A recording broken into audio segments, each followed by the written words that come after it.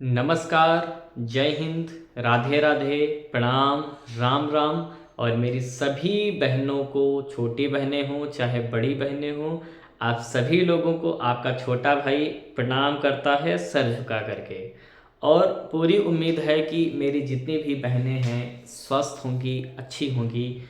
थोड़ा सा परेशान हैं अपनी परेशानियों को लेकर के, मगर आप परेशान बिल्कुल ना हो, क्योंकि आपका छोटा भाई, देख लीजिए, अगर छोटा भाई लग रहा हूँ तो छोटा भाई, और बड़ा भाई लग रहा हूँ तो बड़ा भाई। कोई भी समस्या हो, जो भी आपके डॉक्यूमेंट वेरिफिकेशन में आ रही हैं, वो चाहे नेम में मिस्टेक्स को लेकर के हों, चाहे आधार में संशोधन को लेकर के हों, चाहे आय जात निवास ईडब्ल्यूएस प्रमाण पत्र से रिलेटेड कोई भी आपको परेशानी है, तो आप कमेंट करके बताइएगा, मैं पर्सनली आपको वहाँ पर जवाब दूंगा।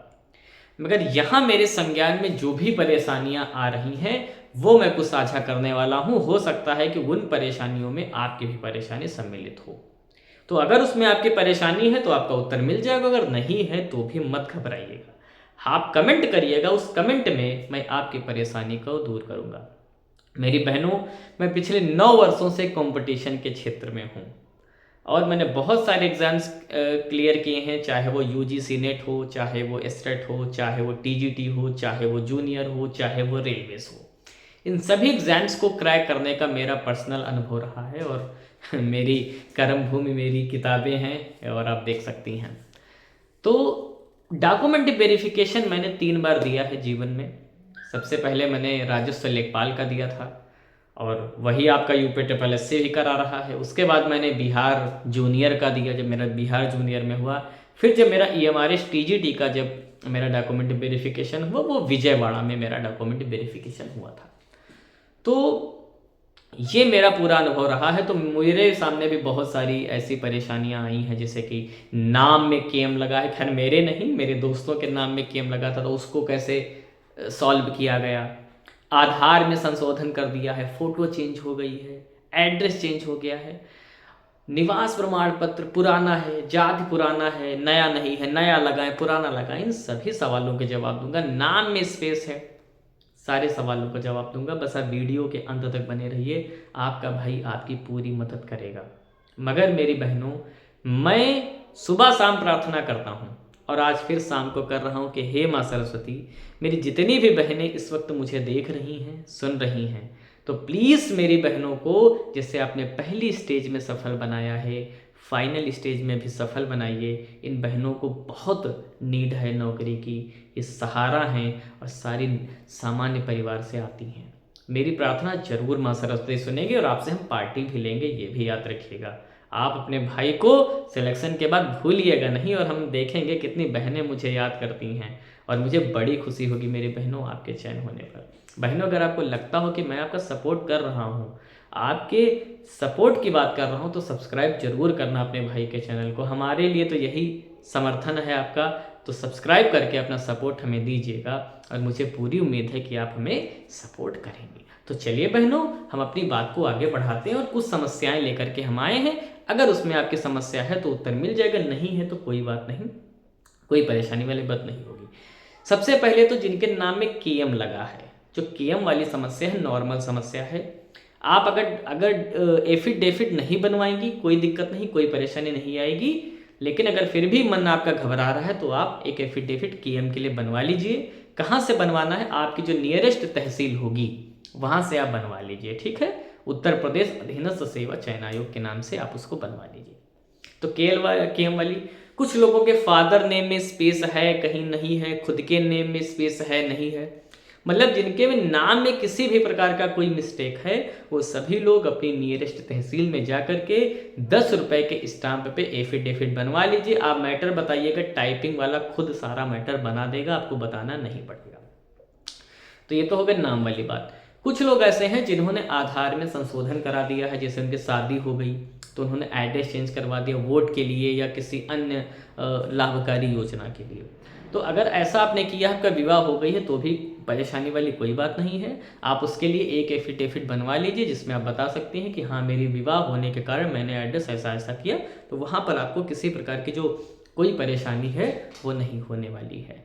अब दूसरी बात माने कि एफिड जो भी कुछ जो आपका जाति है, EWS है, ये किसके नाम के बनेंगे, जैसे SC ST वालों का है तो सारा का सारा पिता पक्ष का बनता है। मैं बता दूं, कोशिश करिए पिता पक्ष का बनवाने की। अगर नहीं हो पा रहा है, पहले से बना हुआ है, तो फिर कोई दिक्कत वाली बात नहीं है।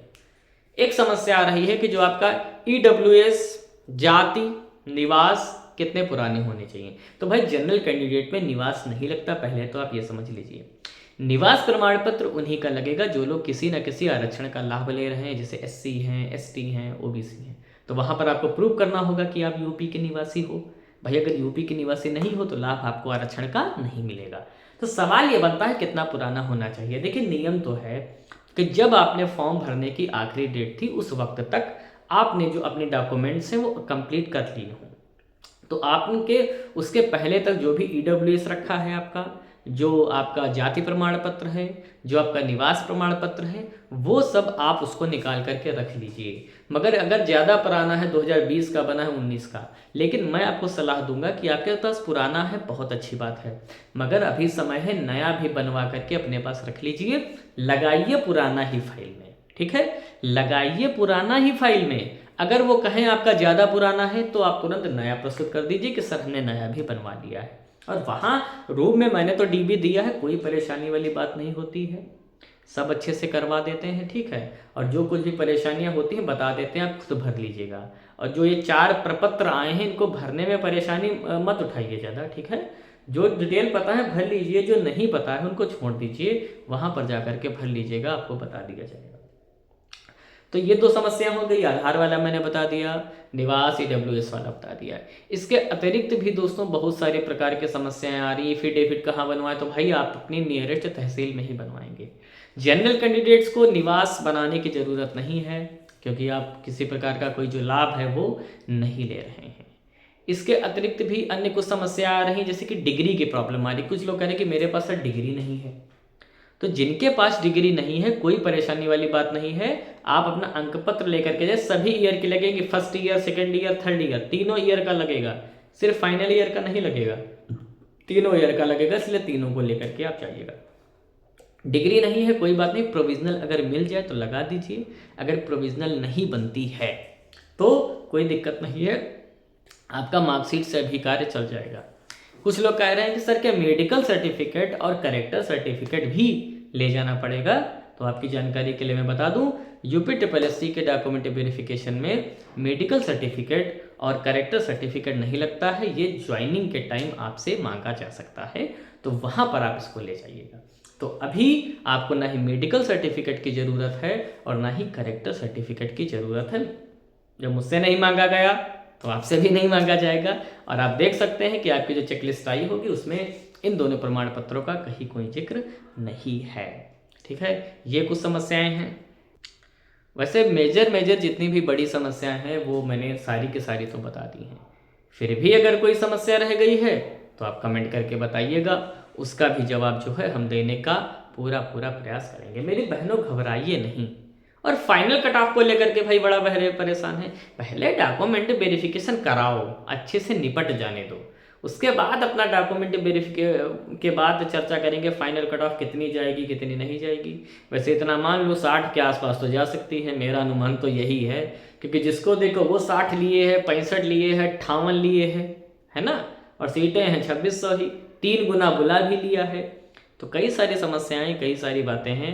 तो अभी फाइनल कट ऑफ को लेकर के बिल्कुल साइड में चीज़ें करिए, अभी आप पूरा फोकस रखिए मेरी बहनों अपने डॉक्यूमेंट वेरिफिकेशन को लेकर के। कोई समस्या रह गई हो, उसका सॉल्यूशन नहीं मिला है तो कमेंट करिएगा, मैं पर्सनली आपको जवाब दूंगा। समय हो सकता है रिप्लाई देने में लेट हो जाए, मगर रिप्लाई मैं आपको अवश्य दूंगा। मेरी बहनों, मैं वीडियो के अंत में जाते जाते पुनः आप सभी लोगों के लिए भगवान शिव से, बजरंग बली से, माँ सरस्वती से, सभी से प्रार्थना करता हूँ, जितनी भी बहनें मुझे इस वक्त देख रही हैं, सुन रही हैं, इन सभी का कल्याण करें। और जैसे आपने फर्स्ट स्टेज में इनके घर में खुशियाँ दी हैं, फाइनल स्टेज में भी इनको खुशियाँ प्रदान करें, ताकि इनके घर में भी खुशियों की लहर आए और पूरी पीढ़ी का जो है कल्याण हो जाए। और मेरी प्रार्थना भी अवश्य सुनेगी। मेरी बहनों, उम्मीद है जैसे मैं आपका सपोर्ट कर रहा हूँ आप भी करेंगी, और अपने भाई को सपोर्ट करिए और चैनल को जरूर सब्सक्राइब करिए, वीडियो को शेयर भी करिए, लाइक भी करिए। उम्मीद है आपने सब्सक्राइब कर दिया होगा और वीडियो को देखने के बाद आप इसको शेयर भी कर देंगी। तो मेरी बहनों, आज की वीडियो में बस इतना ही रखता हूँ और जैसे ही मुझे अगली अपडेट मिलेगी मैं तुरंत उपस्थित हो जाऊँगा आपके समक्ष वो नई वीडियो लेकर के। तब तक आप अपना अच्छे से ख्याल रखिएगा और मेरे साथ बोलिए जय हिंद, जय भारत।